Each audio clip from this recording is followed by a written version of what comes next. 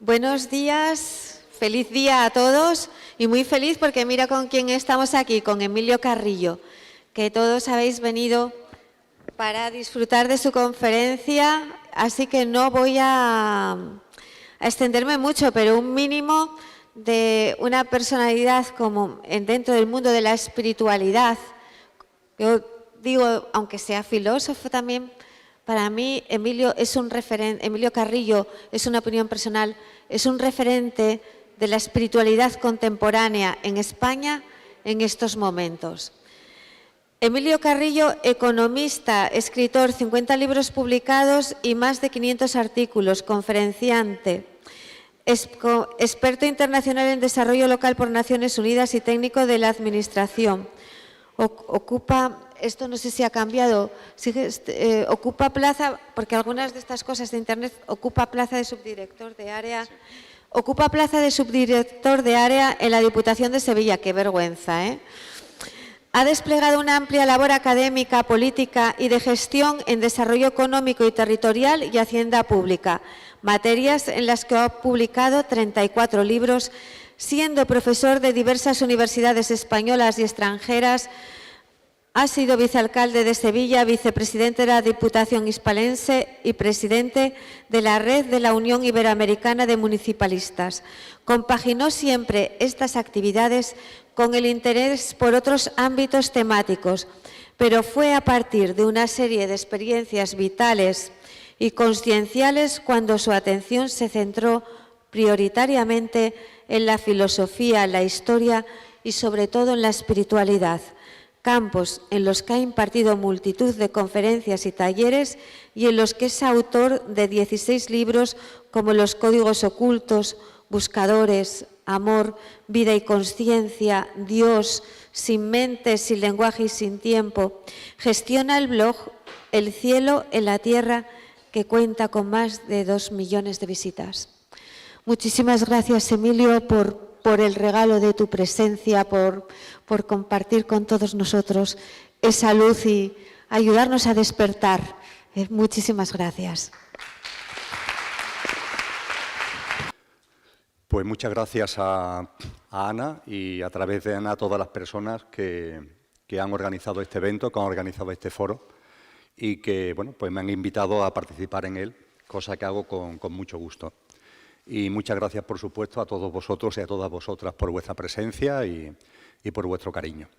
Para mí es un placer estar aquí y hablar de algo que iba a decir que no hablo con frecuencia. Y es verdad que no hablo con demasiada frecuencia, pero es un ámbito muy importante de la espiritualidad, muy importante dentro de lo que es el crecimiento personal y el desarrollo espiritual, que es el título que la organización ha dado a mi charla, como es la salud. Es enormemente importante. Ha habido corrientes espirituales, fundamentalmente dogmatizadas, que lo que tiene que ver con la salud la han dejado a un lado. E incluso ha habido algunas malas interpretaciones de lo que la salud es en el ámbito del desarrollo espiritual. Por ejemplo, en ese gran poema de San Juan de la Cruz, dedicado a la noche oscura, donde se habla de la amada en el amado transformada, termina diciendo, y dejando mi cuidado entre las azucenas olvidado. Y hay algunas personas que han entendido que ese abandono, que ese dejar el cuidado, significa despreocuparse del aspecto físico, del aspecto emocional, del aspecto mental, de todo lo que está ligado a lo que conocemos como salud. Pero esa interpretación han sido muchos los sabios y sabias que nos han mostrado que no es correcta. La salud es muy importante y el mirar todo lo que a ella hace referencia en nuestro crecimiento personal y en nuestro desarrollo espiritual también es muy importante. Dicho esto, me gustaría traeros a colación una frase que está sacada de un libro que tiene ya algunos años, de ese gran científico y gran divulgador científico que es Michio Kaku. Él tiene bastantes textos escritos. Hay uno que me parece especialmente interesante, que tiene como título Hiperespacio, y en la introducción de Hiperespacio, Kaku literalmente, o aproximadamente, puede ser que la memoria no sea lo suficiente y se me escape alguna preposición, pero casi literalmente Kaku dice: si la apariencia y la esencia fueran lo mismo, la ciencia no sería necesaria. Si la apariencia y la esencia fueran lo mismo, la ciencia no sería necesaria. Efectivamente, la ciencia contemporánea tiene una sabiduría y tiene una conciencia acerca de que detrás de las apariencias está la esencia. Esto es enormemente rompedor con lo que la ciencia postulaba hasta finales del siglo XIX, hasta que la Maxwell con sus famosas ecuaciones puso patas arriba a todo lo que era la mecánica clásica, pero a partir de ahí, a partir de ese momento de finales del XIX, la ciencia ha ido rompiendo los cánones de la malentendida racionalidad, donde el único que existe es lo que se toca, y a partir de ahí ha ido avanzando en un terreno enormemente atractivo, enormemente profundo, que finalmente concluye en esto, en que una cosa es la apariencia y otra cosa es la esencia. Es verdad que todavía hay personas que se autodenominan científicos o que se mueven en el ámbito de la ciencia que están obcecados con la apariencia, pero los grandes científicos ya hace algún tiempo, y sobre todo en el momento actual, están subrayando, resaltando y remarcando la importancia de percibir que una cosa es la apariencia y otra cosa es la esencia. Desde luego, para hablar de salud y hablar de espiritualidad, esto es fundamental tenerlo en cuenta. Y esta concepción de la diferencia entre apariencia y esencia ha estado siempre en la espiritualidad. La ciencia, por decirlo de algún modo, se ha sumado recientemente como consecuencia de la evolución en consciencia que la humanidad, aunque a veces no lo parezca, la humanidad tiene. Pero la espiritualidad desde siempre ha mantenido esta diferencia entre la esencia y la apariencia.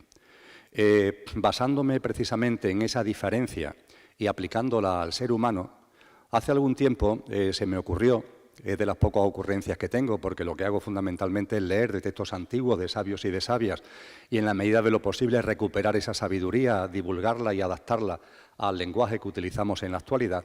Es a lo que fundamentalmente me dedico, pero ahí sí tuve, entre comillas, la ocurrencia, reflexionando sobre el conócete a ti mismo de los sabios griegos, de poner un símil, que creo que se entiende bien, para conocernos a nosotros mismos y para percibir en nosotros lo que es la apariencia y lo que es la esencia. Me refiero al símil del coche y del conductor, o el conductor y el coche. El coche es nuestro yo físico, mental y emocional, y la personalidad que está a ello asociado. Ahora mismo, cuando me miráis a mí, estáis viendo mi coche, entre comillas. Estáis viendo mi componente físico, podéis percibir a lo largo de mis palabras quizás elementos emocionales que van a ir apareciendo. Por supuesto, vais a percibir mis elementos mentales, los pensamientos que van tomando cuerpo en palabras. Ese es el aspecto coche mío, el aspecto coche vuestro, el aspecto coche de cualquier ser humano. Nuestro yo físico, mental y emocional y la personalidad a ello asociada. Pero esa es la apariencia. La esencia es lo que me gusta denominar el conductor. El conductor es el ser que realmente somos, nuestra naturaleza genuina, nuestra esencia auténtica, que encarna en el plano humano y para ello utiliza un coche para vivenciar, para experienciar lo que es eso, el plano humano, para vivenciar la experiencia humana. Y esta es la realidad de vosotros, esta es la realidad mía y esta es la realidad de todos los seres humanos, los de ahora, los de antes y de los que vendrán. Una apariencia, pero que hay una esencia, un coche, pero que realmente es un conductor. Y en ese momento que la humanidad todavía denomina muerte, que no existe, pero seguimos hablando de ella como si fuera cierta, esta realidad se pone de manifiesto. Porque lo hayas percibido o no durante tu vida, en el momento en el que el coche, sobre todo el aspecto físico del coche, que es el primero en fallecer, cuando el coche, desde el punto de vista físico, fallece, lo que realmente somos sigue vivo, porque ese conductor no conoce la muerte. Ese conductor, que sois vosotros, que soy yo, sabemos bien que la muerte no existe, que la muerte es un imposible, que la muerte es un fantasma de la imaginación humana y cuando abandonamos el cuerpo podemos percibir que seguimos viviendo plenamente e incluso ya fuera de las ataduras, que las hay, que la materialización, que la encarnación humana conlleva. Somos, por tanto, coche y conductor, conductor y coche.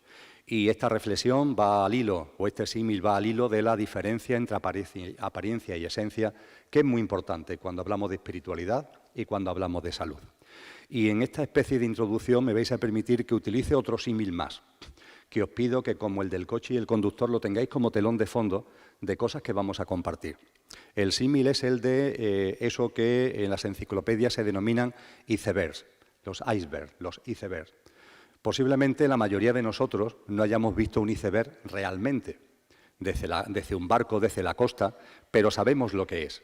por documentales, por películas, por libros, sabemos lo que es. Sabemos que el iceberg es una masa de hielo que se ha desprendido de un glacial o de una plataforma de hielo y que al desprenderse ha caído en las aguas oceánicas y navega impulsado por las corrientes marinas, por las corrientes submarinas, y navega por las aguas oceánicas. Sabemos que el iceberg es, por tanto, un gran trozo de hielo. Cuando entramos en Wikipedia, en cualquier enciclopedia, pero permitirme la medio broma, es tan sencillo como entrar en Wikipedia, la información que da sobre lo que el iceberg es parte de esta definición, pero inmediatamente da un dato, una información que creo que es extremadamente importante, que posiblemente conozcáis, pero a lo mejor no. El dato que las enciclopedias, en general, Wikipedia, por ejemplo, en particular, ofrece, es que cuando estamos viendo desde una costa, desde un barco, un iceberg, lo que vemos es la punta que sobresale sobre la superficie del agua. No vemos, sin embargo, la parte del iceberg que está bajo el agua. Al estar bajo el agua, no lo podemos visualizar y vemos la punta que sobresale. Pues bien, siendo esto así, creo que esto más o menos lo podíamos imaginar, lo que no sé es si sois conscientes que la parte que no se ve es la mayor parte del iceberg. Solamente una pequeña parte es la que sobresale. La mayor parte del iceberg está por debajo. Exactamente un 82% por término medio del iceberg está por debajo del agua. Con lo que cuando miramos un iceberg solamente estamos viendo una pequeña parte, un 18%. El 82% no es visible porque está bajo el agua. Posiblemente, si lo que se nos cuenta acerca del Titanic fuera cierto, si el Titanic choca con un iceberg o chocó con un iceberg, y el iceberg hubiera tenido el tamaño de lo que sobresalía sobre el agua, el Titanic hubiera roto el iceberg sin ningún problema, probablemente. Pero el quid de la cuestión está en que el iceberg, su mayor envergadura, no es en lo que sobresale del agua, sino lo que está por debajo. Y eso fue lo que en el choque rompió ese transatlántico, según lo que nos han comentado y la historia que nos ha llegado. Dicho esto, sabiendo que esta es la envergadura, que esta es la presencia de un iceberg por fuera y por dentro del agua. Hay un momento concreto en su navegación por las aguas oceánicas que el iceberg empieza a deshelarse. Y el deshielo es perceptible, lo podemos ver desde la costa, lo podemos ver desde un barco, es perceptible porque el agua, en la punta que sobresale por encima del agua, el agua empieza a chorrear. El iceberg se está deshelando y el agua empieza a chorrear por el trozo de iceberg que estamos viendo.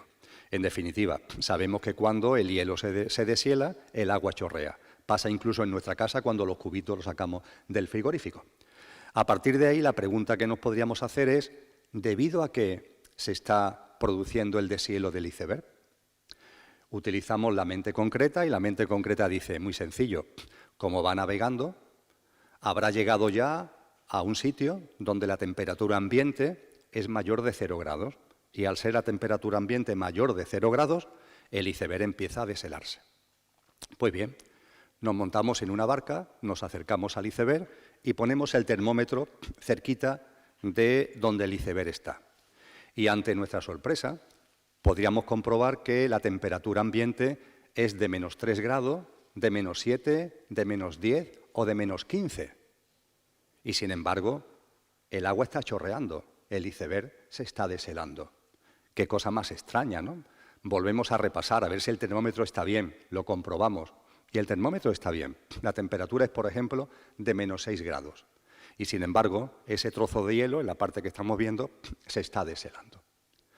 ¿Qué es lo que ocurre? ¿Hay algún misterio en esto? No, no hay ningún misterio. El tema es enormemente simple. Ciertamente, efectivamente, es verdad que el iceberg se está deshelando. Pero no se está deshelando por nada que tenga que estar fuera, que esté en la superficie sobre el agua, sino por lo que está ocurriendo dentro. Y lo que está ocurriendo dentro es que el iceberg en su movimiento y en ese 82% que está por debajo del agua está entrando en contacto con corrientes submarinas de agua cálida. Yo creo que todos sabemos que en los océanos hay corrientes submarinas, que si el Niño, que si la Niña, que si la corriente del Golfo, y muchas de ellas son de agua cálida. Con lo que el iceberg, en la parte que está sumergido, entra en contacto con ese agua cálida, que puede tener 5 grados, 7 grados, 10 grados, y a partir de ahí el deshielo se produce. ¿Cuál es la causa, la razón de ser del deshielo? Dentro del iceberg, lo que está ocurriendo en el interior, bajo el agua, no en la superficie. En la superficie, ¿qué es lo que está ocurriendo? En la superficie está el síntoma, no está la causa, está el síntoma. El síntoma es ese agua que chorrea en la punta del iceberg que podemos ver, pero la razón y la causa está dentro, está en el interior. Este símil creo que es enormemente interesante para comprender muchas cosas que pasan en la vida humana, en la vuestra y en la mía, y muchas cosas que pasan en el contexto de la humanidad, incluso de la Madre Tierra. Siempre estamos mirando la superficie, la apariencia, volviendo a lo de antes, pero la realidad es mucho más honda, mucho más potente. La envergadura real está por algo o en algo que no vemos. Y es ahí donde está la razón de ser, la causa y el origen de muchísimas cosas. Y lo único que podemos percibir es el síntoma. Esto, por ejemplo, en el ámbito de la salud y en el ámbito de la enfermedad, ocurre con mucha frecuencia. La medicina todavía entre comillas oficial, tiene mucho empeño en el análisis del síntoma y en tratar el síntoma. Y conste que lo respeto profundamente, no tengo nada que objetar. Lo único que sí me atrevo a apuntar es que ese mirar el síntoma no debería ser exclusivo, también habría que mirar más al fondo. Habría que preguntarse cosas que nos lleven a plantearnos lo que está dentro. Y cuando hablo de lo que está dentro podemos estar hablando de muchas cosas, ahora iremos viendo durante el rato que vamos a compartir. Pero no nos quedemos en el síntoma, no nos quedemos en la apariencia, tenemos que ir para adentro. Y significa, en el caso del iceberg, es ir a ese trozo de hielo que está bajo el agua, en el caso nuestro es meternos dentro de nosotros mismos. No se trata, por tanto, de meternos dentro de nada, sino de nosotros mismos, lo cual vuelve a poner de manifiesto la importancia del conocerse a sí mismo, que esos grandes sabios de la Grecia clásica pusieron en el frontispicio del templo dedicado a Apolos, a 30 kilómetros de Atenas, en la localidad de Delfos, donde se ubicó ni más ni menos que el denominado oráculo de los dioses. Conócete a ti mismo. Hecho estos planteamientos iniciales, en el conocimiento de uno mismo, para llegar a él, tenemos distintos instrumentos, distintas herramientas y distintas propuestas que han ido apareciendo a lo largo de la historia de la humanidad, fundamentalmente de mano de la filosofía y de la espiritualidad. Yo creo que hoy empezamos a ver con toda claridad lo que grandes mujeres y grandes hombres, era uno de los elementos fundamentales, por ejemplo, de esa gran mujer que fue Hipatia, nos vienen diciendo desde siempre. La espiritualidad, la filosofía y la ciencia tienen un mismo trunco común, persiguen lo mismo y van hacia lo mismo. No hay, por tanto, divergencias, separaciones, ni conflictos, ni confrontaciones entre ellas. Solo ha sido la tergiversación y la inconsciencia, además del dogmatismo, lo que ha hecho que en momentos concretos de la historia humana la filosofía, la espiritualidad y la ciencia hayan entrado en pelea, hayan entrado en guerra. Pero salvada esa inconsciencia, salvada esa tergiversación y salvado ese dogmatismo, podemos ver, y en el momento actual especialmente, que esas tres grandes formas que tiene el ser humano de acercarse a lo trascendente, persigue precisamente eso, acercarse a lo trascendente. ¿A qué aspira la filosofía? ¿A qué aspira la ciencia? ¿A qué aspira la espiritualidad? A responder esas grandes preguntas que aparecen en lo más profundo del ser humano, en nuestro corazón. ¿Quién soy? ¿De dónde vengo? ¿A dónde voy? ¿Qué es la vida? ¿Qué es la muerte? ¿Qué es la divinidad? ¿Cuál es el origen del universo? ¿Cuál es la razón de ser de la existencia? ¿Qué hago aquí? Etcétera, etcétera. La filosofía, la espiritualidad y la ciencia, me da igual el orden en que las expresemos, persiguen exactamente lo mismo. Eso hoy, debido a este paso adelante que ha dado la ciencia, rompiendo los dogmatismos de tiempos pasados, creo que es especialmente evidente. Pues bien, desde la filosofía y desde la espiritualidad, a la hora de conocernos a nosotros mismos, se nos han propuesto distintas herramientas, distintos instrumentos, distintas propuestas. Podríamos utilizar muchas de ellas, como hay que utilizar una por efectos de tiempo, yo voy a utilizar con vosotros y con vosotras la que creo que es más útil en general y más útil para lo que nos trae aquí, que es la denominada constitución septenaria del ser humano. Partiendo de ese símil del conductor y el coche, también con el símil del iceberg como telón de fondo, partiendo de ese símil, a lo largo de la historia, desde la filosofía y la espiritualidad, se nos ha hablado de distintos componentes que el ser humano tiene.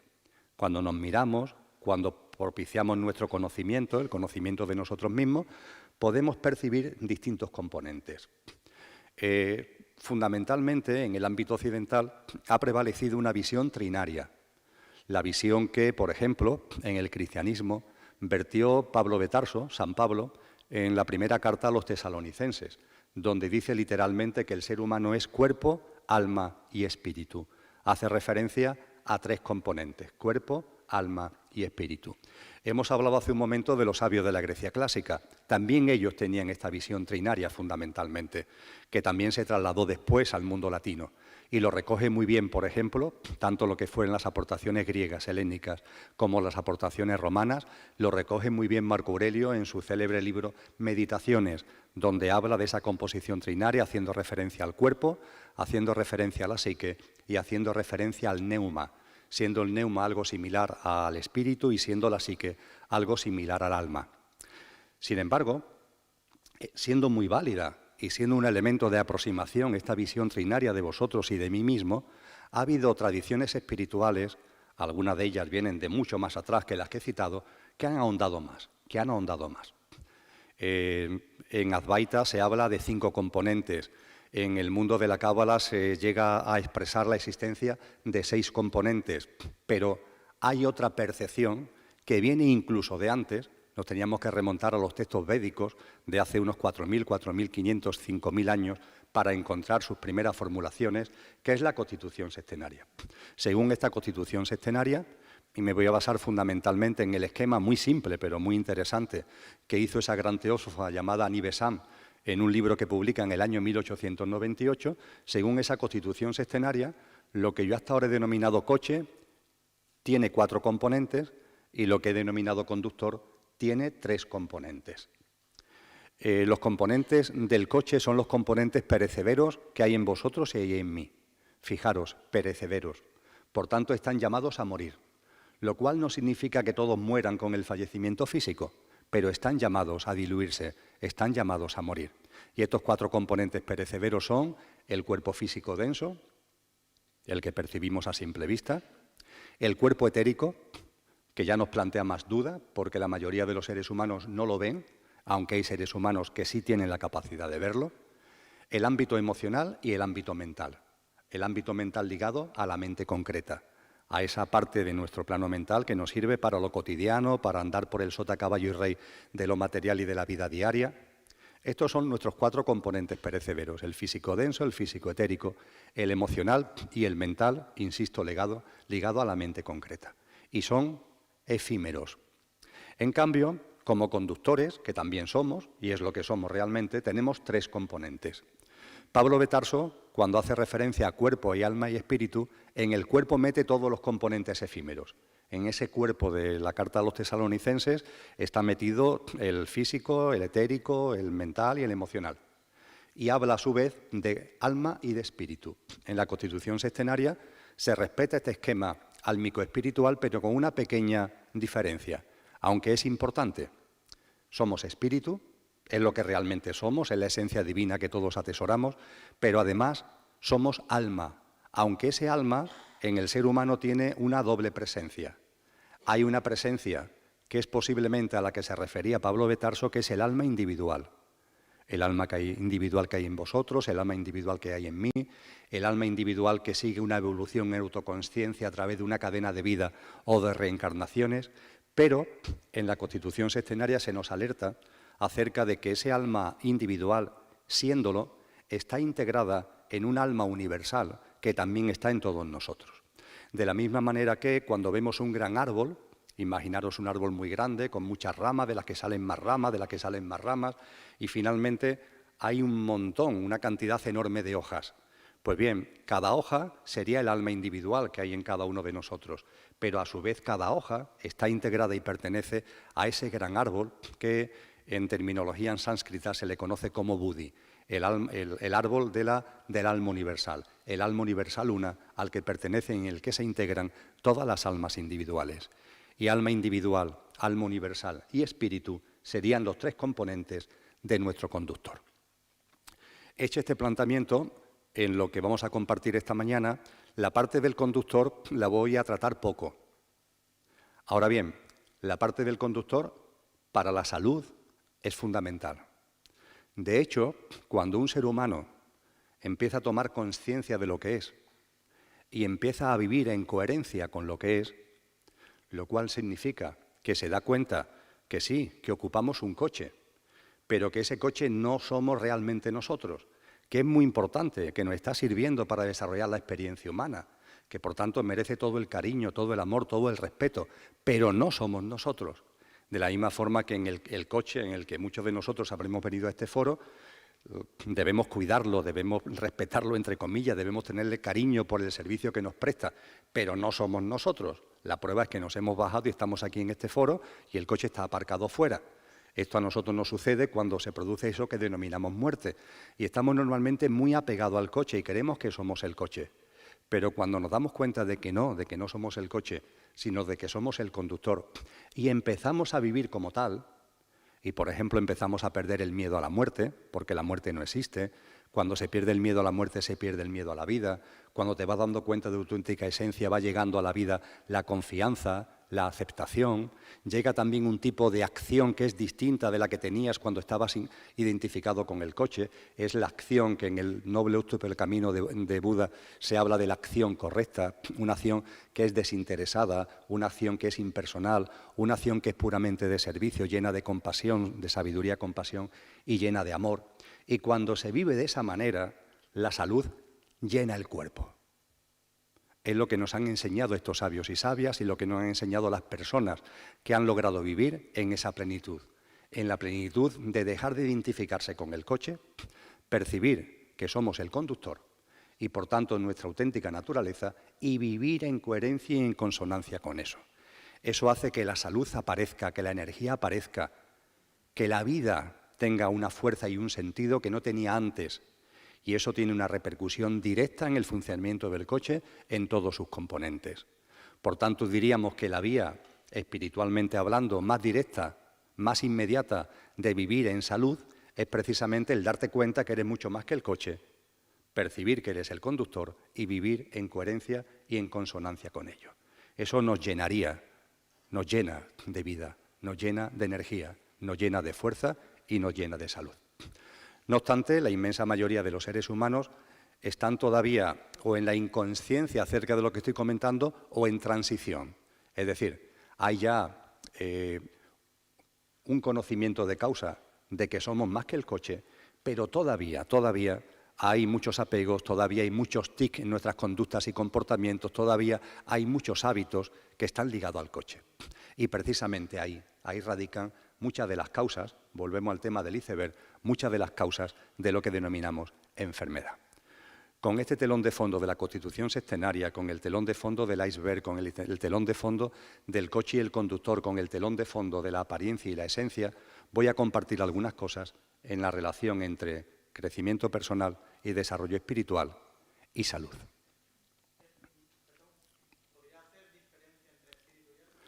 Me encantaría hacerlo, pero escapa del marco de este encuentro, lo siento. No es una diferencia rápida de hacer. Como ha comentado Ana, gestiono un blog que se llama El Cielo en la Tierra. En ese blog tenéis todos los vídeos y todos los audios de las cosas que comparto y podéis acceder sin ningún problema. Debajo de mi fotito y debajo del número de visitas hay un enlace donde primero está la agenda y después están todos los vídeos y audios. Si pincháis ahí, están todos los vídeos y audios ordenados cronológicamente del más moderno al más antiguo. Por tanto, desde el 2018 al primero que grabé con Luis Fernández en el año 2005. Están todos cronológicamente.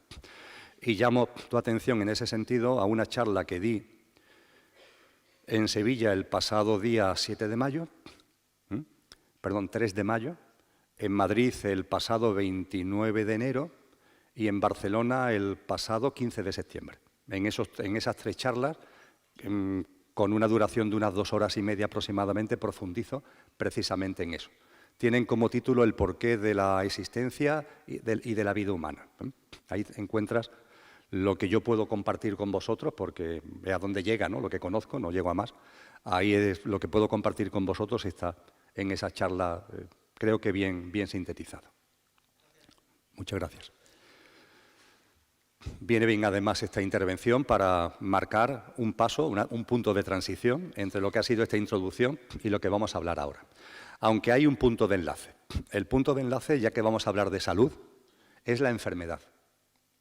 Permitidme que brevemente hable de la enfermedad. Sí sé, ya sé que hemos venido a hablar de salud, pero permitidme que hable de la enfermedad. Es solamente un paso de transición para entrar en la salud. Cuando analizamos desde la consciencia la enfermedad, estos grandes hombres y mujeres que nos han precedido y que nos han dejado una especie de mapa de lo que es la evolución humana y de lo que es nuestra constitución, etcétera, etcétera, nos han dejado también un legado acerca de los grandes tipos de enfermedad que tenemos delante. Es decir, cuando cualquiera de nosotros enfermamos, la enfermedad puede obedecer a varias causas fundamentalmente. Hay unas grandes tipologías, por decirlo de alguna manera, y de forma muy esquemática, y esperando no meter la pata al ser tan esquemático, me gustaría decir que esa tipología se centra en 5 grandes clases de enfermedad. Por una parte, y en primer lugar, hay una enfermedad que yo llamaría común. La enfermedad común es la que deriva del maltrato del cuerpo, de la falta de atención al cuerpo. Y esa enfermedad no tiene otro misterio, sino simplemente el hecho de que a tu coche, a tu cuerpo, no le estás dando el cuidado que él requiere. Pongamos por caso, si en un día de frío sales a la calle y no vas bien abrigado, es posible que te constipe. Pues bien, ese constipado no le busquen más causas. Ese constipado se debe a que un día de frío no has salido bien abrigado.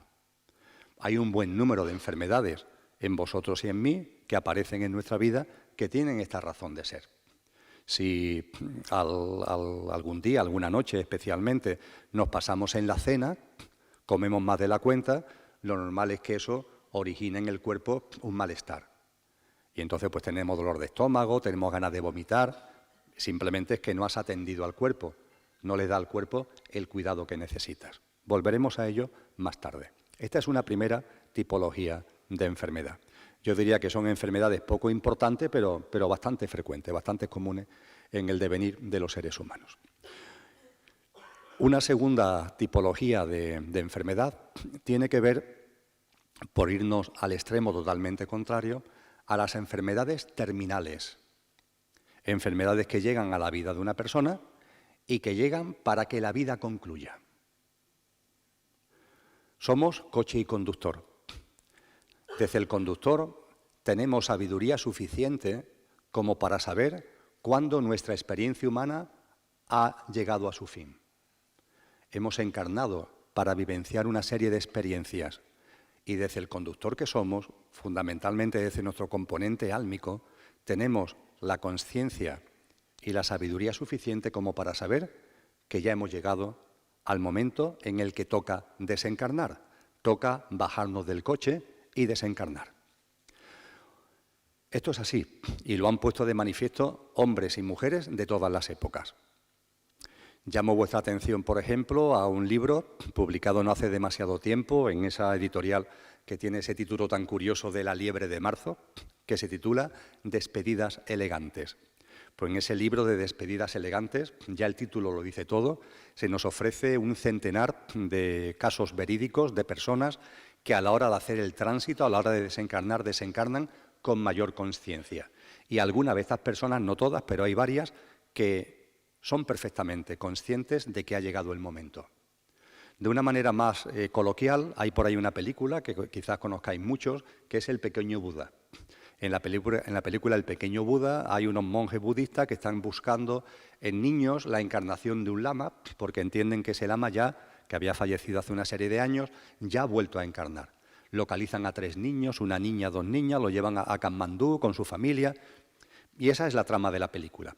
Pero a lo que voy, en la trama de la película hay un monje muy sabio, que en un momento concreto de la película a sus compañeros de monasterio le dice: ha llegado el momento de que ya desencarne. Lo que tenía que vivir ya lo he vivido. Tengo la conciencia como para saber que esto es así. Y si esto era un jueves, pongamos por caso, pues él dice que va a desencarnar el miércoles. Y a partir de ese momento, pues va preparándose, sus compañeros de monasterio lo van también acompañando y lo hacen desde el jolgorio, lo hacen desde la fiesta, no lo hacen desde la tristeza. Un conductor consciente que encarnó va a desencarnar de manera también absolutamente consciente. Y llegado el día D y la hora H, esta persona entra en un proceso de alquimia a través de la meditación, de ralentización de la respiración, ralentización del ritmo cardíaco, y en un momento concreto su corazón ya se para y su cuerpo fallece. En ese momento los otros monjes empiezan a tocar las campanas del monasterio en señal de alegría. Esto, que se narra en la película El pequeño Buda, que se recogen algunos testimonios en este libro que comentaba anteriormente, es una práctica de personas conscientes. Hemos venido a este palacio de congresos a vivir unas experiencias. Cuando este foro concluya, nos vamos. No sé si a alguno de vosotros o de vosotras se le habrá pasado por la cabeza el hecho de seguir aquí. Pues no va a ser posible, lo siento. Los servicios de seguridad del palacio os van a desalojar, porque cuando termine el foro nos tenemos que ir. Pues bien, es así de sencillo. A ninguno nos sorprenderá el momento en el que abandonemos este palacio de congresos, en el momento en el que hayamos hecho lo que hemos venido a hacer. Tras esta charla que estoy compartiendo, participaré en una mesa redonda, tengo una entrevista con Mindalia Televisión y después cogeré el coche con mi mujer y volveremos a nuestra casa en Sevilla. Ya está. Así de simple es la vida, cuando hay conciencia. Y podemos percibir el momento en el que hemos vivido lo que nos correspondía vivir y de esa manera desencarnar en plena conciencia. Pero esta conciencia todavía no está en la mayoría de los seres humanos. Y el coche, sin embargo, hay que pararlo. Desde nuestro componente mental no nos damos cuenta, pero el coche, porque ha llegado ya el momento, hay que pararlo. Los accidentes, las enfermedades terminales sirven precisamente para esto, para parar el coche. Como no somos capaces de pararlo conscientemente, hay que pararlo de una forma inconsciente. Y aparece la enfermedad que denominamos terminal o aparece un accidente. Esas enfermedades terminales cumplen esa función, parar el coche para que desencarnes. Junto con las enfermedades, entre comillas, comunes y las enfermedades terminales, también podemos hacer referencia a las enfermedades de tipo kármico. El karma, en el ámbito europeo, en el ámbito occidental, tiene el pobre muy mala prensa. Y en cuanto que hablamos de karma, ya inmediatamente viene a nuestra cabeza idea de culpa, ideas de carga, incluso en algunas personas idea de pecado para los que tenemos que pagar, por los que tenemos que pagar. La realidad es que cuando uno profundiza en las tradiciones espirituales serias que desde hace muchísimo tiempo han puesto sobre la mesa la existencia del karma, nada de esto es verdad. El tema es mucho más sencillo, el tema es mucho más bello. Lo que se nos enseña, como nos enseñan los principios herméticos, pongamos por caso, lo que se nos enseña es que existe una ley de compensación, una ley de causa y efecto. Y simplemente las cosas que hacemos tienen consecuencias. Ya está. Sería injusto que no fuera así. Las cosas que hacemos tienen consecuencias. Si yo cojo este micrófono, lo quito del soporte en el que está y al tenerlo aquí en el aire lo suelto, pues el micrófono se va a dar contra el suelo y lo mismo se rompe. La causa de que se rompa será la tontería que yo he hecho de soltarlo y golpearlo contra el suelo. Las causas provocan efectos. Y en vuestra vida y en la mía estamos continuamente con acciones, reacciones y decisiones, conscientes o inconscientes, que provocan, que tienen consecuencias, que tienen efectos. Deberíamos saber también que, además de esto que es obvio que acabo de compartir, esas causas y efectos, algunas de ellas, esos efectos, esas consecuencias, algunos de ellas, son de corto plazo. Por ejemplo, normalmente la inconsciencia de salir a la calle desabrigado pues da lugar a un resfriado que no tiene consecuencia de largo plazo. Pero, sin embargo, en nuestra vida hay acciones, reacciones y decisiones cuyos efectos y cuyas consecuencias son de medio plazo, de largo plazo e incluso de larguísimo plazo. Las relaciones de causa y efecto de la mano del denominado karma hace mención a esto, actos, acciones, reacciones, decisiones que tú tomas en una vida y cuyos efectos y consecuencias son de tan largo plazo, tienen un recorrido tan largo que inciden en otra vida, inciden en la cadena de vida en vidas posteriores. Esto es lo que denominamos karma. Pongamos por caso, si alguno de nosotros asesina a otro ser humano, con casi toda seguridad, no digo que con toda, pero con casi toda seguridad, para la persona que ha matado a otra, eso tiene un efecto que trasciende una vida y llega a siguientes vidas.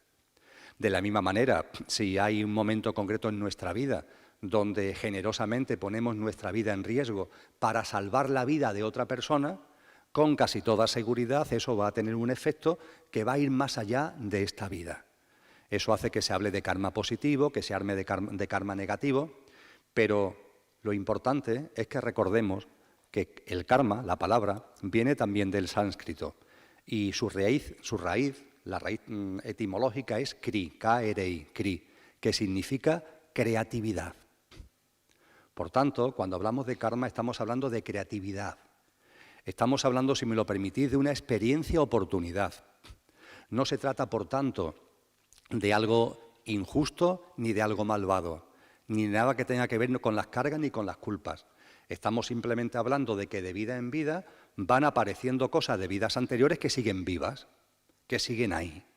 Y eso no es ni malo ni bueno, es que eso es perfecto que sea así. Yo diría que el problema sería que cosas que tenemos ahí, que vienen de vidas anteriores, no se pusieran de manifiesto. Eso sí sería un problema. Pero que se pongan de manifiesto es estupendo, por decirlo de una forma figurada. Esos nudos que pueden estar ahí, lo importante es que se pongan de manifiesto, porque ahora tú, en tu nueva vida y en función de tu evolución en conciencia, puedes estar ya en situación de deshacerlo y de que ese nudo no siga estando ahí lastrándote de alguna manera. Por eso, precisamente, el karma tiene que ver con la creatividad y es una auténtica experiencia oportunidad. Y hay enfermedades que aparecen en nuestra vida precisamente para que deshagamos nudos de efectos y de consecuencias que vienen de vidas anteriores. De la misma manera, hay enfermedades que no son kármicas, sino que son dármicas. El Dharma tiene que ver con nuestra vocación, con nuestro destino, con nuestro propósito de vida y, en última instancia, con las experiencias que vamos a desarrollar en esta vida para crecer espiritualmente, para que nuestra alma evolucione en autoconsciencia. Eso es el Dharma. Vosotros y yo hemos encarnado con un Dharma, con un propósito, con unas experiencias a desarrollar para crecer en autoconsciencia. Cosa distinta es que después, aquí, una vez encarnado, pues le saquemos más jugo o menos jugo a lo que es esta vida y que el alma se nutra más o menos en autoconsciencia. Eso es otra cosa. Pero desde luego nadie vuelve a encarnar por casualidad ni por diversión, sino con objetivos concretos que tienen que ver con la evolución en autoconsciencia. Y las experiencias y el formato mismo de la nueva encarnación tienen que ver con la posibilidad de que tengamos esa evolución en autoconsciencia. Eso es el Dharma. Y a partir de ahí hay enfermedades dármicas, es decir, enfermedades que hemos elegido como conductor vivir antes de encarnar.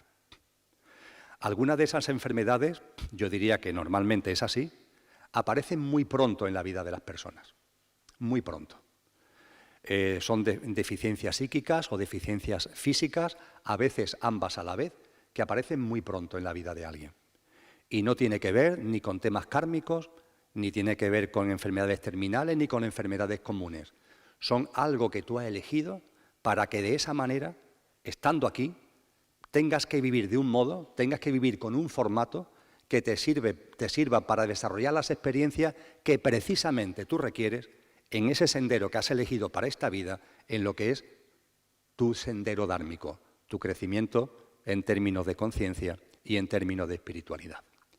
Tengo una muy buena amiga, a la que desgraciadamente hace algún tiempo que no veo, pero que cito en muchísimas ocasiones porque para mí es una maestra al respecto. Se llama Cristina Vega, vive en la ciudad de Sevilla, es psicóloga, ya está jubilada, y Cristina desde siempre ha ido en silla de rueda, nunca ha andado, tiene diabetes y tiene una malformación en el brazo derecho. Es una persona preciosa en todos los sentidos, independiente, tiene su coche, entra por la parte de atrás en su furgoneta, vive sola.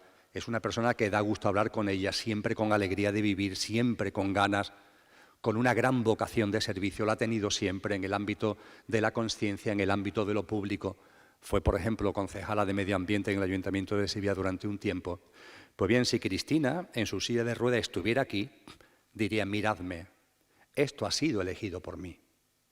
Y estoy enormemente agradecida porque este formato en el que tengo, este formato de coche que he elegido, me está permitiendo vivir experiencias y conocer dimensiones y planos de la humanidad y de lo que es el ser humano que de otra manera me hubiera sido totalmente imposible. Estos son enfermedades dármicas. A veces no son tan tremendas, entre comillas, como las que he comentado, y a veces no aparecen en el inicio de la vida, aparecen ya cuando vamos decrecidito, cuando ya tenemos más edad. Pero tienen como razón de ser impulsarte en tu desarrollo espiritual. Por tanto, las dármicas, permitirme que las subdivida en dármicas que te acompañan desde el principio o en dármicas que aparecen una vez que estás ya desarrollando tu vida. Esta sería la quinta clase. Hemos hablado de enfermedades comunes, de enfermedades terminales, de enfermedades kármicas, de enfermedades dármicas que las traes ya incorporadas desde el principio y de enfermedades dármicas que aparecen en tu vida para impulsarte y que no son un problema, sino que son una experiencia o oportunidad para que crezcas. Esto me lleva a su vez a hablar algo muy importante cuando hablamos de enfermedad y cuando hablamos sobre todo ya de salud, porque vamos a ir entrando ya en el elemento salud. Tenemos que ir recordando, posiblemente ese recuerdo esté ya en muchos de los que estamos aquí, que una cosa es el qué y otra cosa es el cómo. Nuestra mente concreta le da mucha significación al qué. Miraros a vosotros mismos, a vosotras mismas. ¿Cuánto tiempo dedicamos al qué? ¿Qué pasa? ¿Qué deja de pasar? ¿Qué hago? ¿Qué dejo de hacer? Ahí estamos con el qué siempre. Cuando vamos evolucionando en el sendero espiritual, por lo que nos han enseñado los sabios y las sabias, el qué te empieza a importar menos. Empiezas a percibir que el qué de las cosas muchas veces no lo puedes intelectualizar, no lo puedes racionalizar, la mente concreta no va a llegar al qué. E intuyes que aunque la mente concreta no se entere, confías en la vida y sabes que todo tiene un sentido profundo. Empiezas a darte cuenta que todo tiene un sentido profundo, incluso aunque intelectualmente no sepas ponerlo sobre la mesa. Empiezas a darte cuenta que todo tiene un porqué y tiene un para qué, que todo encaja, que nada sobra ni falta.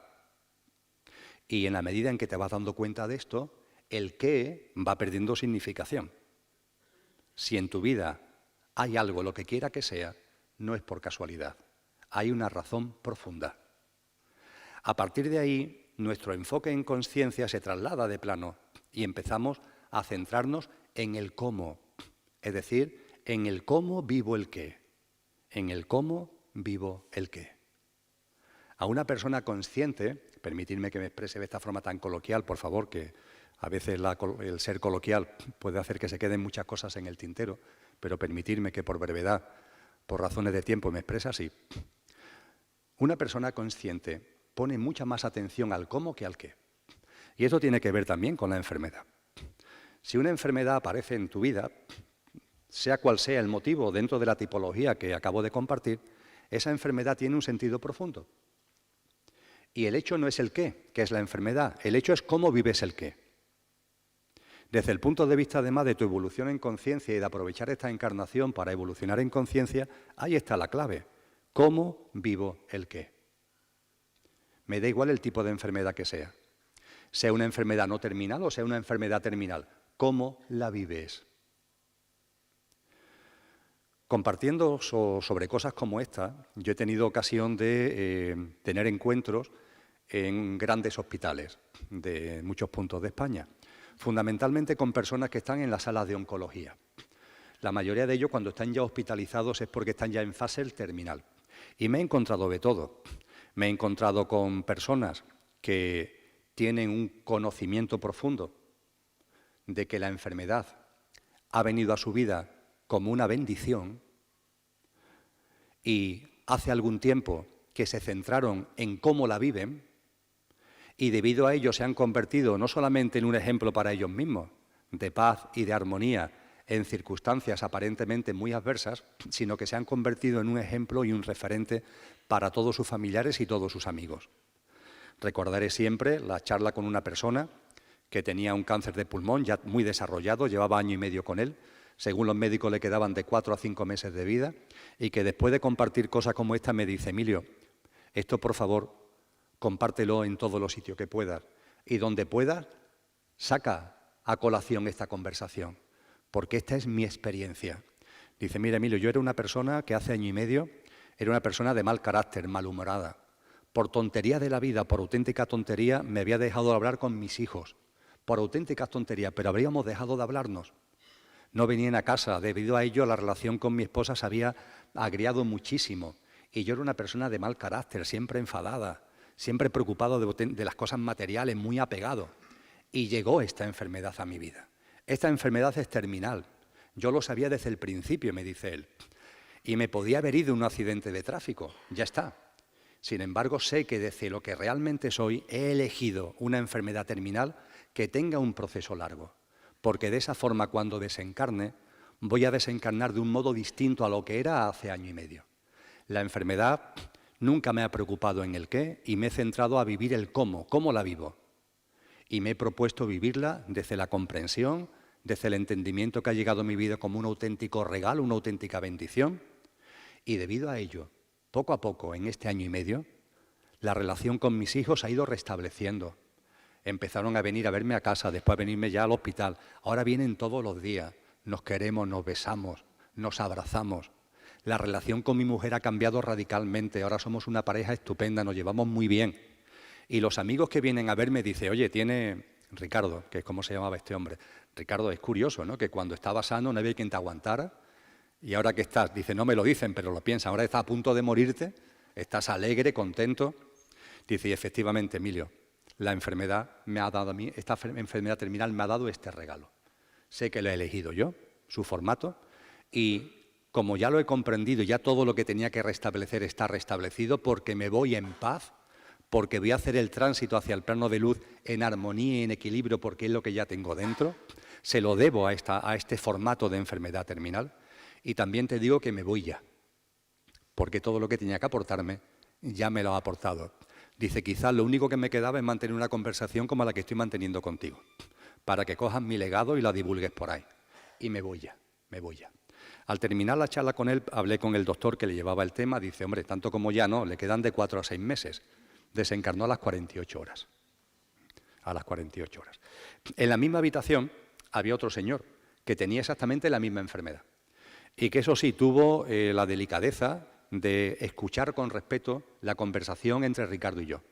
Eso sí, cuando ya vio que habíamos terminado la conversación, se dirigió a los dos y nos dijo: pero estáis locos de remate. ¿Cómo podéis decir semejantes barbaridades? Que esta enfermedad he elegido yo, que el formato pero ¿estáis locos? Esto es mala suerte, me ha tocado. Y yo estoy todos los días en contra de que me haya tocado a mí. ¿Por qué me ha tenido que tocar a mí? Esto no es justo. En fin, ni mejor ni peor, son estados de conciencia. Yo desde luego subrayo el estado de conciencia, que es el que creo que nos han legado estos sabios y sabias, que te hacen percibir con claridad que una cosa es el qué y otra cosa es el cómo, y que deberíamos poner mucha más atención al cómo vivimos el qué. Con lo que nos daríamos cuenta que la vida está llena de experiencias, oportunidades, y que los problemas no existen. Ya está bien. ¿Problema? ¿Pero qué problema? Hay personas que si no te hablan de sus problemas, hay por ahí un maestro antiguo que decía, hay gente que están tan apegada al sufrimiento que solamente hablan de sus sufrimientos. Si algún día dejaran de sufrir, se suicidarían, porque la vida dejaría de tener sentido para ellos. Estamos todo el día con el tema de los problemas. No existen los problemas. Todos son experiencias, oportunidades. Y además, cuando metemos la palabra problema en nuestra mente, nos empequeñecemos y la situación, el hecho o circunstancia que llamamos problema se agranda. Y nosotros nos empequeñecemos.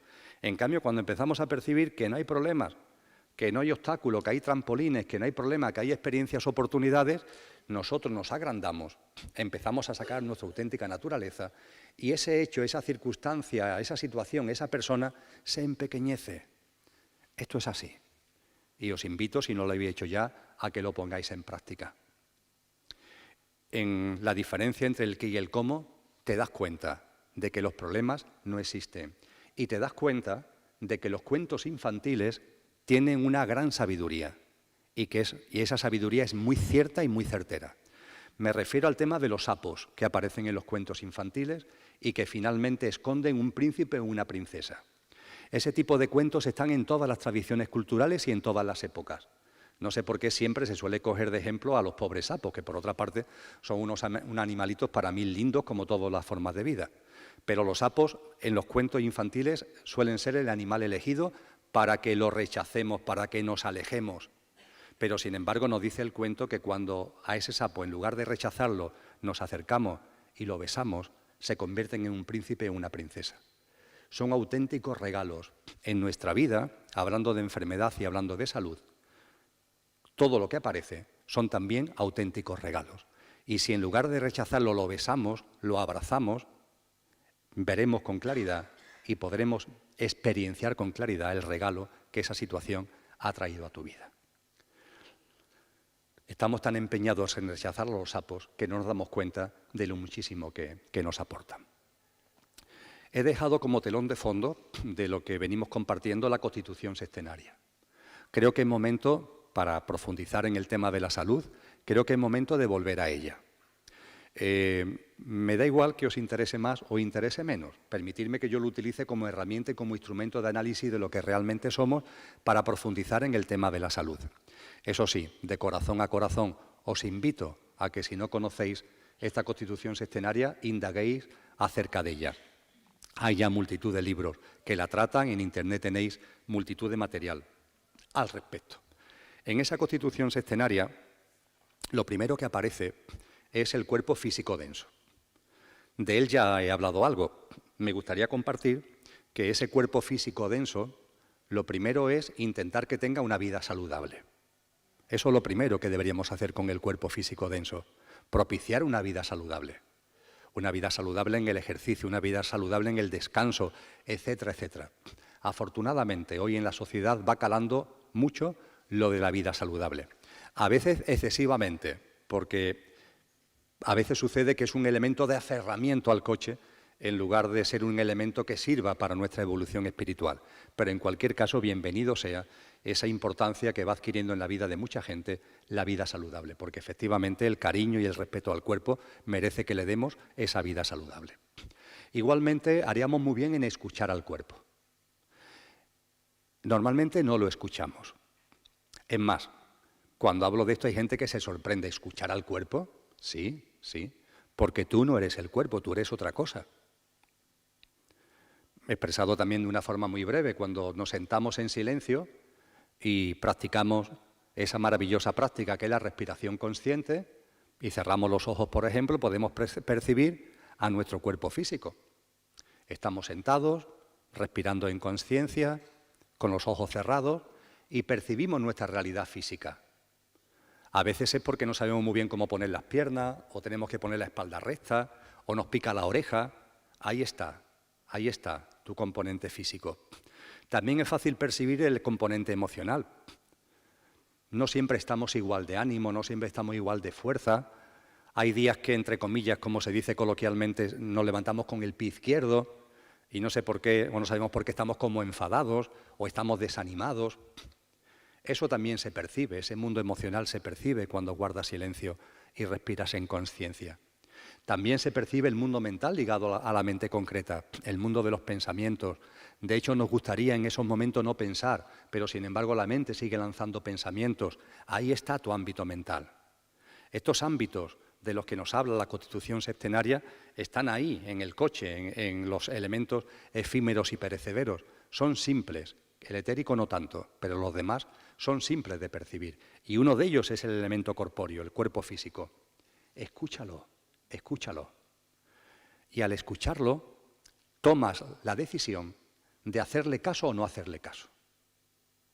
Escuchar al cuerpo no significa hacer lo que él dice, significa escucharlo. Y a partir de ahí tú, lo que realmente eres, le haces caso o no le haces caso, pasándolo por el tamiz de tu conciencia.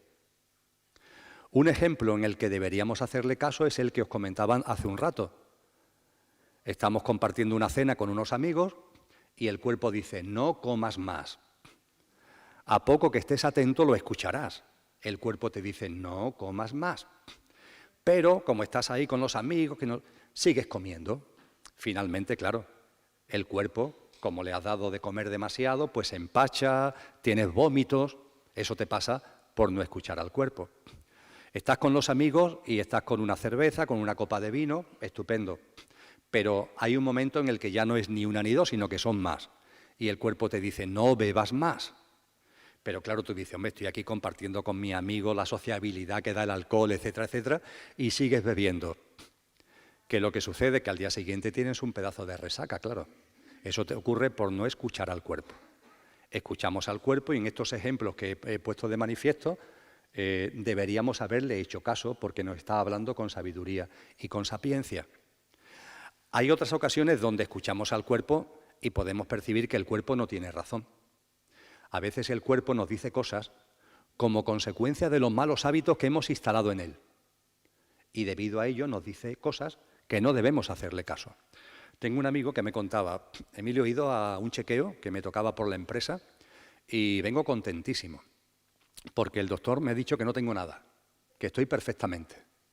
Ahora bien, sí me aconseja que por las tardes, al terminar la jornada laboral, 3 o 4 tardes a la semana, me dé un paseíto de unos 40 o 45 minutos. Me ha dicho que además cerquita de casa, que no tengo que ir más a ningún sitio, hombre, un sitio que sea más o menos tranquilo, que no haya demasiada circulación, y que pasé durante 40 o 45 minutos. Dice, vengo contentísimo, porque además es que me apetece dar ese paseo por las tardes. Estábamos en la primavera del año pasado. Estupendo. Me lo volví a encontrar a los 2 o 3 meses. Digo, ¿qué tal, hombre? ¿Cómo va el asunto? Dice, mira, pues la verdad es que no he salido a pasear todavía. Digo, hombre, ¿y por qué no? Dice, mira, tampoco te lo sé expresar muy bien, pero lo cierto es que llegó el primer día que iba a salir a pasear, estaba sentado en el sofá de casa, me iba a levantar para ponerme en marcha y hubo algo en mí que me dijo, ¿pero a dónde vas? Con lo bien que estás aquí en el sofá, hombre, pon la tele, tranquilízate. Es lógico, si tú a tu cuerpo no lo tienes habituado a moverse un poco, pues el cuerpo va a tener una resistencia. Y te dice, anda ya, hombre, quédate sentado en el sofá. Esto es un buen ejemplo de cuando al cuerpo se le escucha, pero no le hacemos caso. Bien, con este telón de fondo, todas las tradiciones espirituales nos han hecho aportaciones muy bellas.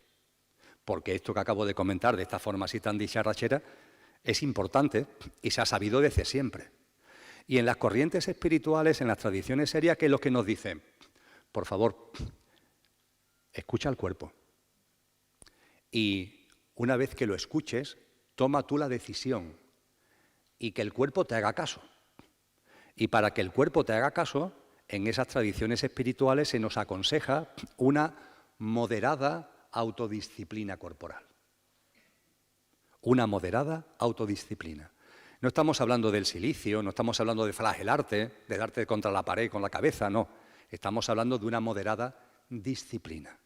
Y esa moderada disciplina es necesaria y es pertinente para tener una vida saludable.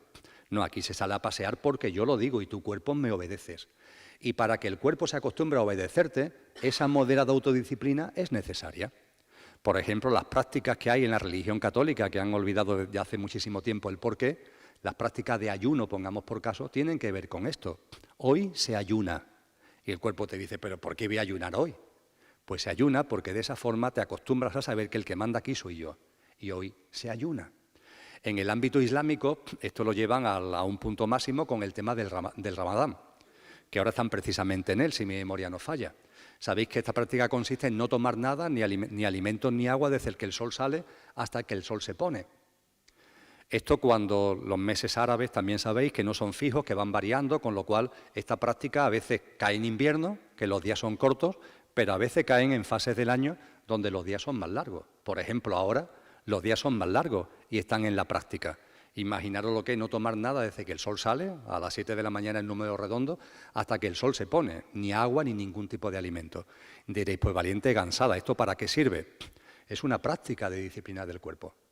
Es una práctica espiritual que tiene como leitmotiv la disciplina corporal moderada que es necesaria para que, escuchando al cuerpo, el cuerpo también se acostumbre a que el que manda soy yo.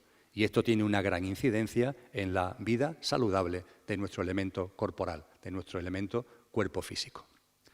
También haríamos bien en recordar, estoy siendo telegráfico y breve, haríamos bien en recordar que nuestro cuerpo físico se está construyendo permanentemente, continuamente. No estamos hechos para siempre desde el punto de vista físico. Tenemos, nos dicen, unos 100 billones de células, pero esos 100 billones de células se están regenerando. Leí alguna vez en la revista de Enrique que se regeneran como mucho cada 7 años. ¿Qué es lo que más tarda? La célula que más tarda en regenerarse tarda 7 años. Y hay muchas que son muy rápidas en regenerarse. Conclusión, cada 7 años somos nuevos. El por qué envejecemos es otra historia que también la ciencia está investigando, si nos estamos regenerando celularmente continuamente, por qué envejecemos. No voy a entrar en ello, a lo mejor en el coloquio si apetece podríamos entrar, pero a lo que voy. Nuestras células, desde el punto de vista de su regeneración, nuestro cuerpo es nuevo cada 7 años. Y como se reconstruye completamente, lo que tendríamos que preguntarnos es con qué materiales se está reconstruyendo nuestro cuerpo. Y los materiales son los que le aportamos por la alimentación y por la bebida. Ese es el material que entra en el cuerpo y con el que el cuerpo se reconstruye. Si habláramos de una vivienda estaríamos hablando de ladrillo, de cemento, de argamasa, pero estamos hablando de nuestro cuerpo. Y nuestro cuerpo se reconstruye con la alimentación y con la bebida que nosotros metemos dentro. Y lo único ahí que tenemos que recordar es que desde la noche de los tiempos se nos ha enseñado a que no todos los alimentos y no todas las bebidas tienen la misma frecuencia vibracional, que hay bebidas y alimentos más densos y hay bebidas y alimentos menos densos. Y que cuando tú te metes algo para el cuerpo, deberías ser consciente de la mayor o menor densidad de aquello que te están metiendo, porque en función de eso vas a reconstruir tu cuerpo con una mayor densidad o una menor densidad. Esto no se pone de manifiesto en las básculas, no tiene que ver con los kilos. Tiene que ver con que siendo el cuerpo físico denso, porque lo es, esa densidad puede ser mayor o puede ser menor. Y esto tiene mucha importancia en el sendero espiritual, porque, por ejemplo, las prácticas de silencio, las prácticas de respiración consciente, las prácticas de atención, las prácticas de concentración, se facilitan cuando la alimentación y la bebida que ingieres es menos densa y se dificulta cuando esa alimentación y esa bebida es más densa. Las bebidas alcohólicas o la carne densifican. El agua o las verduras contribuyen a una menor densificación. Y a partir de ahí tú mismo. Debido a ello hay personas que dicen, bueno, pues a partir de ahora voy a ser vegetariano para que de esa manera mi cuerpo físico denso, siendo denso, lo sea menos. Y que determinadas experiencias y prácticas que tienen que ver con la consciencia, meditación, silencio, atención, concentración, etcétera, voy a facilitarlo en la medida de lo posible. Perfecto, pero nota a pie de página. De verdad, el vegetarianismo debería llegar a nuestra vida, no porque nos aporte salud, que por supuesto que nos lo aporta, sino por compasión universal. Creo que en esta sala no hace falta que me extienda mucho al respecto. Estoy convencido que aquí hay suficiente conciencia acerca de que no es sostenible el daño que le estamos haciendo los seres humanos a tantas formas de vida. Esto no es sostenible. Que tengamos a 100.000 millones de animales metidos en campos de concentración, sometidos a tratamiento de hormonas, productos de laboratorio, para finalmente cuando crecen y engordan ahí artificialmente ser sometidos a una matanza salvaje, en esos mataderos de lo que ya hace mucho tiempo Paul McCartney, el ex-Beatle, nos dejó ese magnífico vídeo que se titula «Si las paredes de los mataderos fueran de cristal, nadie comería carne». Esta situación de estos 100.000 millones de animales en campos de concentración no es de recibo. No es de recibo que sacrifiquemos 54.000 millones de animales todos los años para nuestra alimentación. No es de recibo.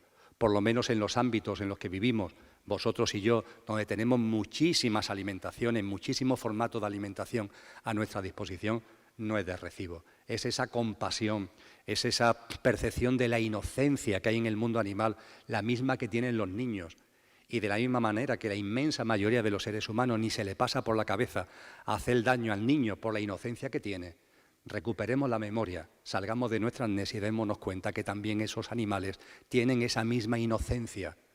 Y no es de recibo que lo sigamos asesinando de forma salvaje después de someterlo a unas tesituras tremendas de auténtico campo de concentración. Esta es la razón de ser del vegetarianismo, la compasión universal. No obstante, es verdad, que es por lo que lo he sacado inicialmente, de que tiene una repercusión en nuestra salud. Claro que lo tiene. Junto con el cuerpo físico denso, tenemos otro elemento muy importante en nuestra constitución física, que es el etérico. Yo sé que esto del cuerpo etérico a alguno le puede resultar extraño. Pues mirar, si no os parece raro, y tirarlo a la papelera de reciclaje y asunto solucionado. Pero lo cierto es que hay muchos textos de muchas épocas y derivados de muchas tradiciones espirituales que nos hablan de él, que nos hablan de que el cuerpo físico denso tiene un doble corpóreo, sobre el que se construye el cuerpo físico denso, un doble corpóreo. Ese doble corpóreo es el cuerpo etérico. Sobresale unos centímetros sobre el cuerpo físico, es decir, es un poquito más grande que el cuerpo físico denso. Y ese cuerpo etérico tiene como característica, además de ser el doble corpóreo, el que le aporta vitalidad. Permitidme que hable brevemente de estas dos cosas. Pero empiezo por un ejemplo. Todos sabemos lo que es un puzzle, lo que es un rompecabezas. Y sabemos que hay gente aficionada a hacer rompecabezas de muchísimas piezas. Vamos a suponer que vamos a una tienda y compramos un puzzle, un rompecabezas de 1000 piezas. Llegamos a casa, abrimos la caja y lo primero que tenemos es el tapete con el dibujo, un barco, un paisaje, un avión, una cara, con el dibujo que vamos a configurar como rompecabezas. Y ese tapete lo extendemos en el suelo o lo extendemos sobre una mesa, ¿verdad? Y a partir de ahí volvemos a la caja, sacamos la bolsa donde están las 1000 piezas y con esa enorme paciencia de Santo Job empezamos a colocar cada pieza donde creemos que corresponde sobre el tapete. Y así, a lo largo de días, de semanas o incluso de meses, vamos completando el puzzle. Finalmente lo habremos completado. Cuando miramos a ese puzzle completo, ¿qué tenemos? Tenemos las piezas y por debajo está el tapete. Pues bien, aplicándolo esto al cuerpo humano, a nuestra realidad, las piezas son el cuerpo físico denso y el tapete que está bajo ellas es el cuerpo etérico, el doble corpóreo. Esto explica cosas que todavía a alguna parte de la ciencia le origina asombro. Por ejemplo, ¿por qué en el vientre de la madre esas dos primeras células que producen la fecundación, en el proceso que va a que esas dos células vayan configurando el feto y finalmente den lugar a un bebé que cuando sale del vientre de la madre tiene 9 billones de células? De adultos tenemos 100 billones, pero los bebés tienen aproximadamente, por término medio, 9 billones de células. Fijaros qué milagro, el milagro de la vida en el vientre de la madre, ¿eh? De dos células que se han unido, la masculina y la femenina, a 9 billones en el transcurso del embarazo, en el transcurso de la gestación. Pues bien, lo que la ciencia sabe es que las células que van apareciendo, 4, 8, 16, 32, 64, 128, 256, etcétera, etcétera, siempre van formando los mismos órganos por el mismo orden y dentro de cada órgano por el mismo orden. Vamos, que incluso cuando llegan al dedo meñique de mi mano izquierda, las células van siempre siguiendo un mismo patrón, una misma pauta. Da igual que hayan nacido en el 2018 o en el año 1960, da igual que seas pigmeo, da igual que seas esquimal, siempre siguen un mismo patrón, siempre siguen una misma pauta. Esto obedece a que detrás hay un patrón y una pauta que lo marca precisamente el doble corpóreo. Sabéis que la medicina no logra evitar los rechazos en los trasplantes. Hay muchos éxitos en los trasplantes, pero la inmensa mayoría de los trasplantados, aunque lleven muchos años desde el trasplante, tienen que tomar una medicación antirrechazo. Y llevan 5, 10, 15, 20 años y se habla de que el trasplante ha sido un éxito, efectivamente lo ha sido, pero tiene que estar tomando una medicación antirrechazo, porque hay algo que lo rechaza. Lo que lo rechaza precisamente es el cuerpo etérico, es el doble corpóreo, es el tapete, que no acepta como suya una ficha que se ha traído de otro puzzle. Por idéntica que sea, por similar que sea, no pertenece a ese puzzle. Y hay un rechazo del cuerpo etérico a ese elemento de nuestro cuerpo físico. Son exponentes de lo que es esa interrelación entre el cuerpo etérico y el cuerpo físico denso. Podría poner más ejemplos, me voy a quedar aquí, porque la función que quiero destacar, sobre todo porque es la que más me interesa a los efectos que aquí nos traen, es la interrelación entre el etérico y el físico denso en lo que denominamos vitalidad. Vitalidad. Cuando nos levantamos con el pie izquierdo, algún día, entendido eso, como que nos encontramos bajos de ánimo, como a disgusto, como que nos gustaría quedarnos en casa o en la cama. Esos días que no te apetece hacer nada, que no quieres ponerte en marcha. Eso es un problema de vitalidad. Te falta energía, te falta fuerza. Ante esto, ¿qué es lo que se nos dice?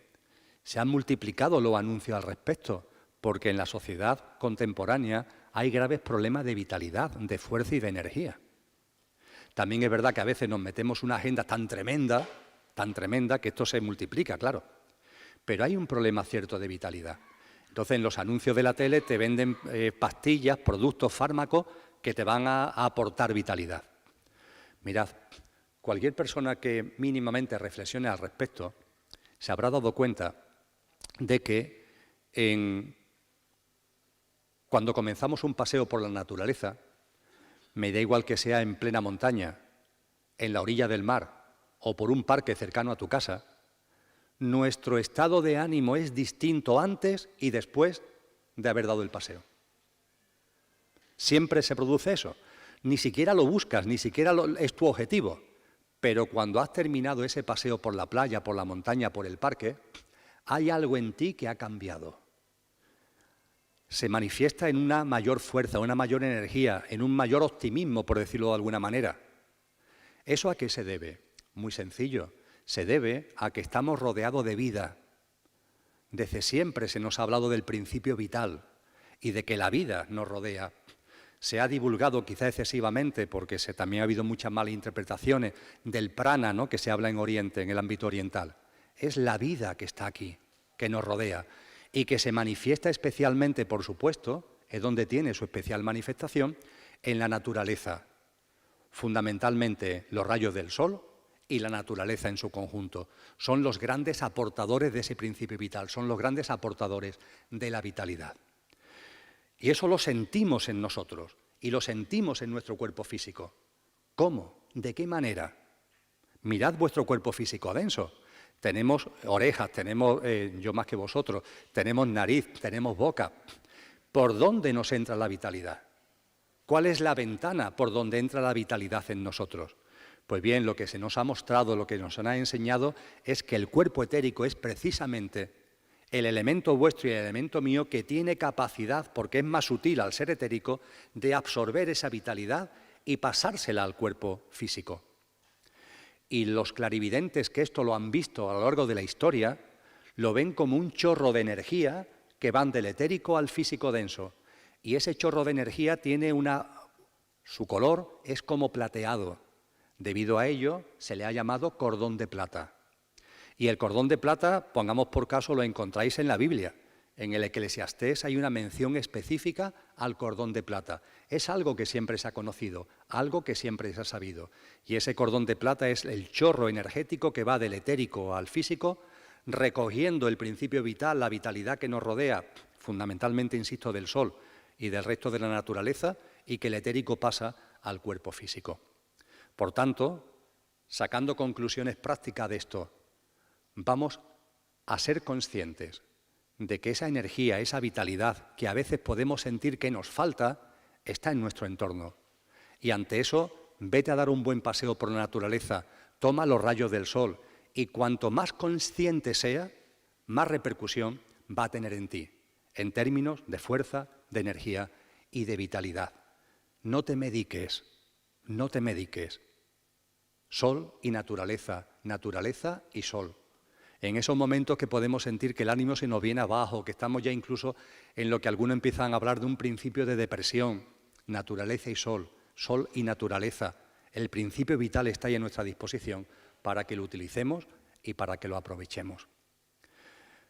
Con relación al cuerpo físico denso, hablaba de que lo estamos construyendo continuamente, por la alimentación y por la bebida.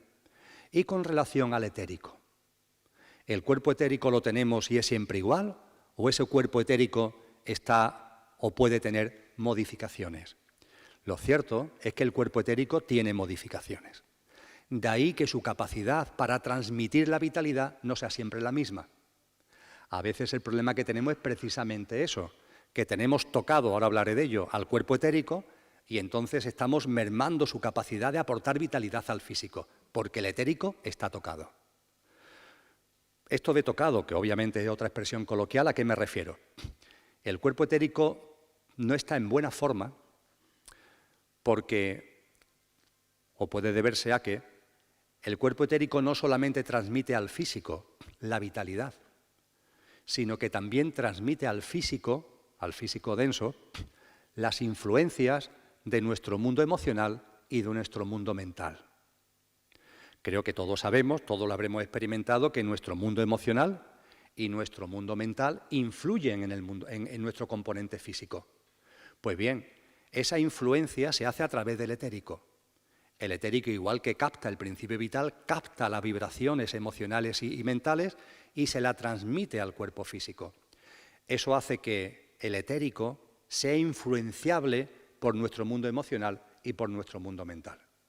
De manera que cuando en nuestro mundo mental y emocional hay turbulencias, esas turbulencias afectan al etérico.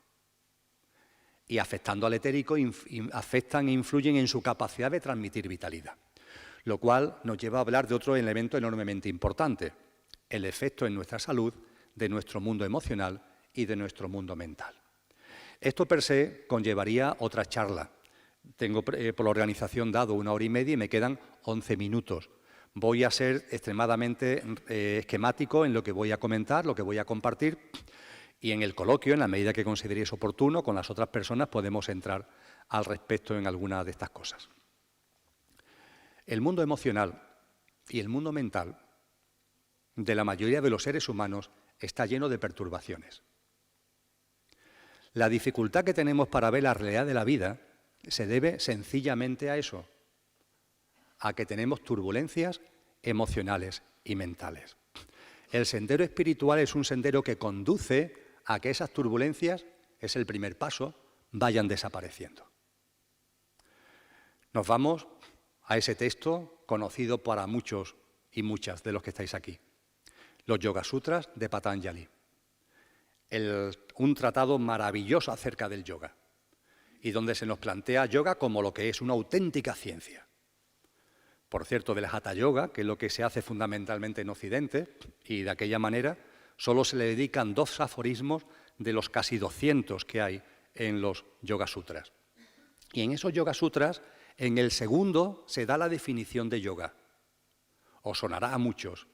¿Qué es yoga?, se preguntan estos Yoga Sutras, y contestan diciendo, la inhibición de las modificaciones de la mente. La inhibición de las modificaciones de la mente. Eso es yoga. Eso se plasma en muchas cosas. Se llama en el Hatha Yoga, en el yoga, por tanto, que se centra en los temas corporales, en el yoga de la devoción, en el yoga de la acción, en el yoga del discernimiento.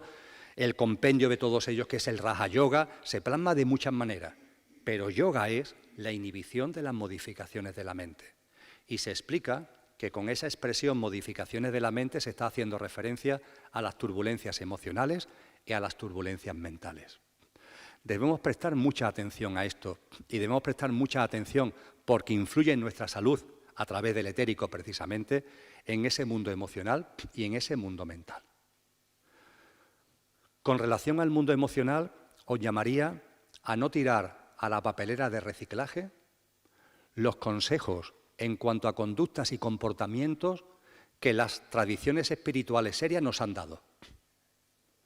En el ámbito del cristianismo se hablan de los mandamientos. Yo sé que cuando se saca a colación en un foro como este lo de los mandamientos, la mayoría nos salimos a correr. Por favor, los mandamientos, ahora vamos a empezar a hablar de los mandamientos. ¿Debido a qué? A que como se nos ha enseñado de una forma tan dogmatizada, Mandamiento va unido a pecado, va unido a culpa y va unido a infierno. Y ya está bien, ¿no? Ya está bien.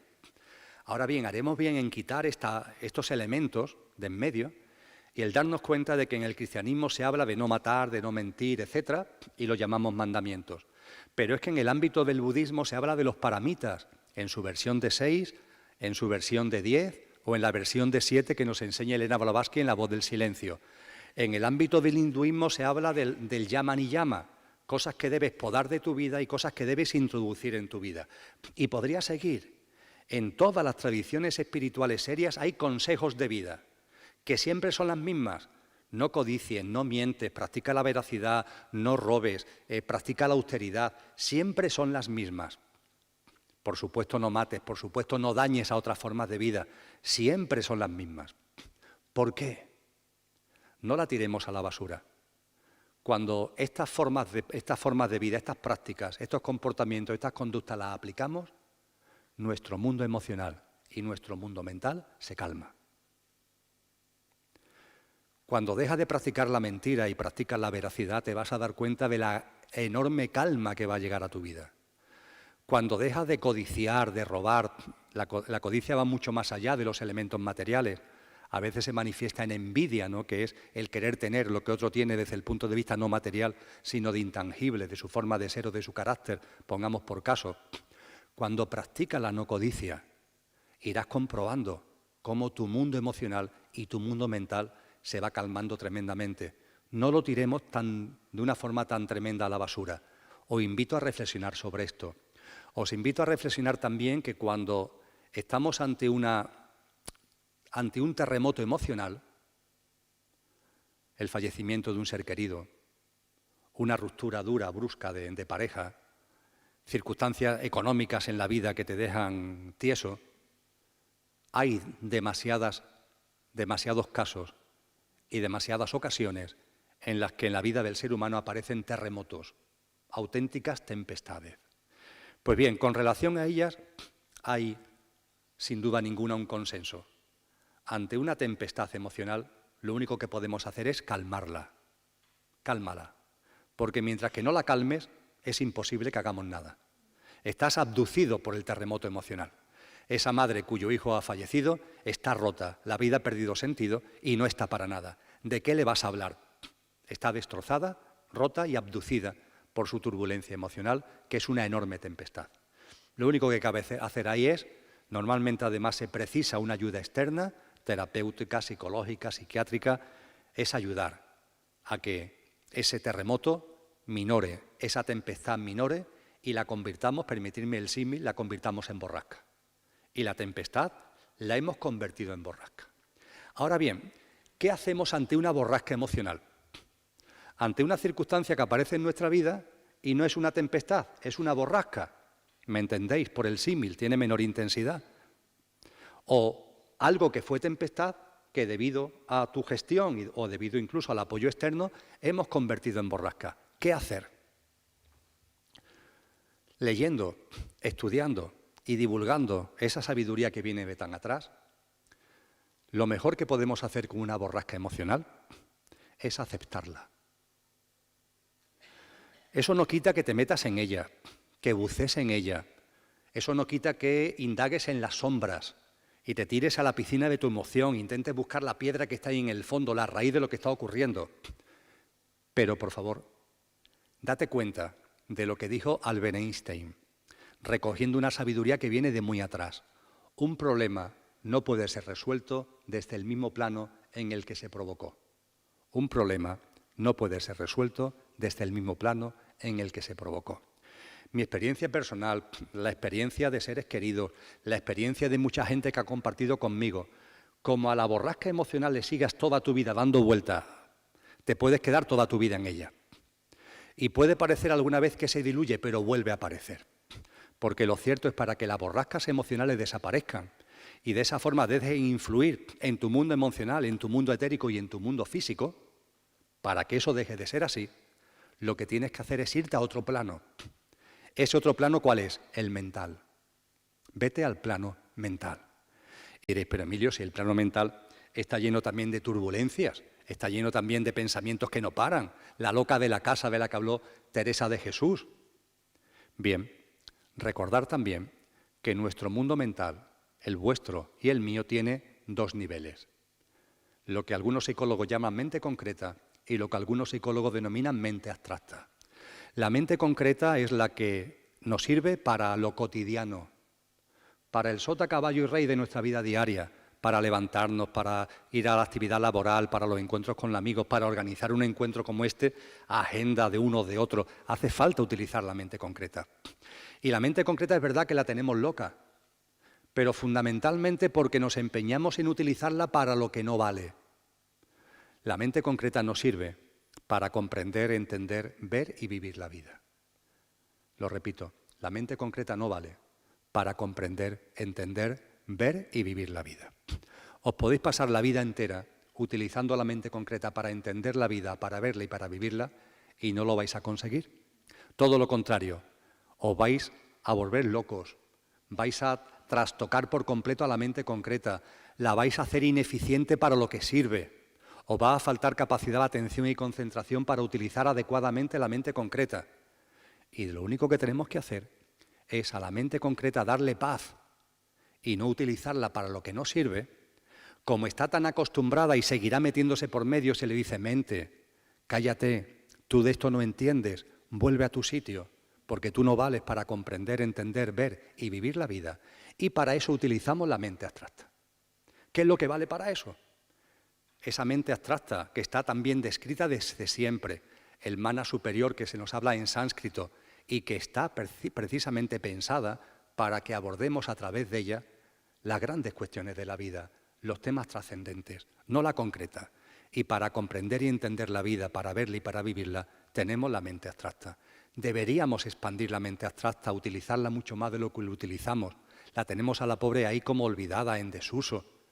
Y la expansión de la mente concreta es divertida. Foros como este ayudan a expandir la mente abstracta.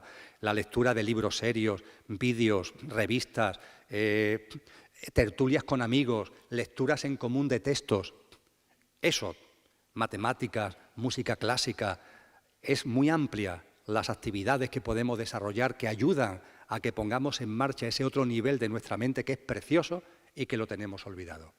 Y lo que se nos ha dicho desde siempre es que en la medida en que desarrollemos la mente abstracta, se producirá la apertura del punto de conexión que hay entre la mente abstracta y la mente concreta, que los antiguos llamaron antakarana, y lo del nombre es lo de menos, llamarlo como dé la gana, pero es el punto de conexión entre la mente abstracta y la mente concreta.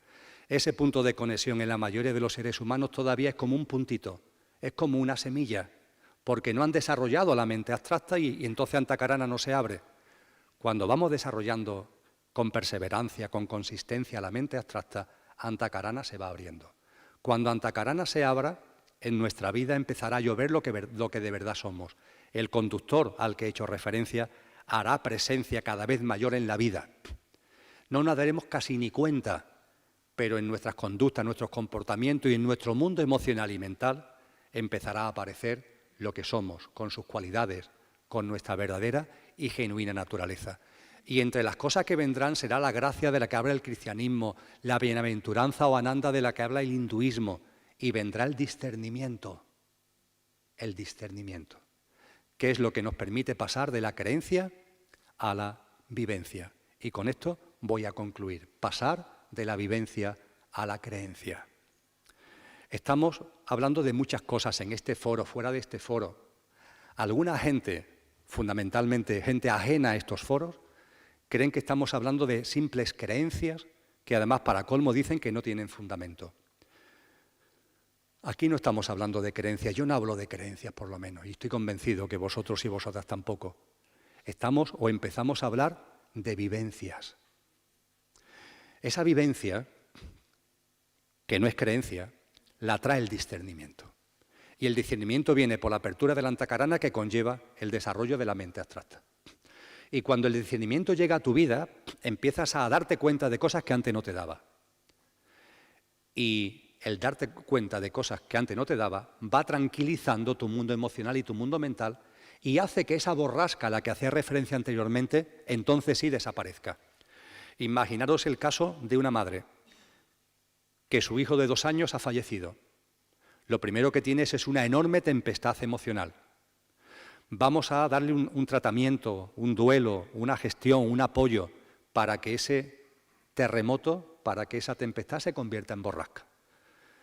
Será un pedazo de borrasca, pero ya no es un terremoto.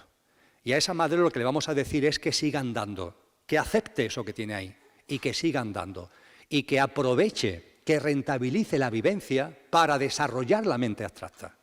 Y diré, ¿y esto cómo se hace? Pues muy simple, porque esa madre está en una situación idónea para, debido al golpe que tiene, preguntarse cosas que antes nunca se ha preguntado, plantearse temas que antes nunca se ha planteado, acercarse a gente a la que antes nunca se había acercado, leer libros que antes nunca había leído o ver vídeos que antes nunca había visto, porque está espoleada por el dolor que tiene y está utilizando la borrasca para avanzar en el otro plano, que es el mental, en la mente abstracta, que es la parte de nuestra mente que se hace las preguntas a las que vengo haciendo referencia.